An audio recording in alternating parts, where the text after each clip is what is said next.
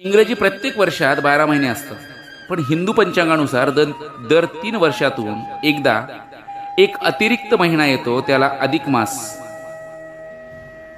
मलमास, पुरुषोत्तम मास आणि खेड्यामध्ये त्याला धोंड्याचा मास महिना असं म्हणतात. मग या अधिक मासाची निर्मिती अशी होते की भारतीय गणना पद्धतीनुसार सौर वर्षामध्ये 365 दिवस आणि चांद्र वर्षात 354 दिवस असते. आणि अशा प्रकारे एका वर्षात सौर आणि चांद्र वर्षात 11 दिवसाचा फरक असतो.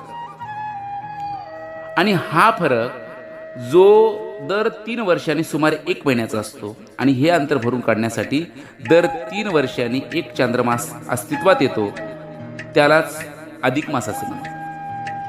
आध्यात्मिकदृष्ट्या जर पाहिलं तर सौर वर्ष व चांद्र वर्ष यांच्यातील फरक संतुलित करण्यासाठी हिंदू धर्मामध्ये अधिक मासाच्या रूपाने एक अतिरिक्त महिन्याची निर्मिती करण्यात आली.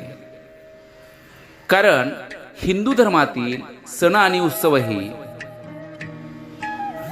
चांद्र वर्षाच्या आधारे चालतात. त्यामुळे या सण आणि उत्सवामध्ये एक प्रकारे संतुलन राखले जाते. म्हणून शास्त्रामध्ये या अधिक मासाची निर्मिती केलेली आहे. आणि या अधिक मासाला एवढं महत्त्व दिलेलं आहे की 3 वर्षातून येणाऱ्या महिन्यामध्ये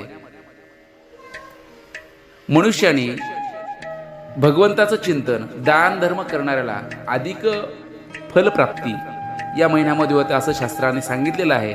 म्हणून चला तर मग या पवित्र अशा मासामध्ये भगवंताच्या आपण चिंतनात राहूया, सतकार्यात राहूया, दानधर्म करूया.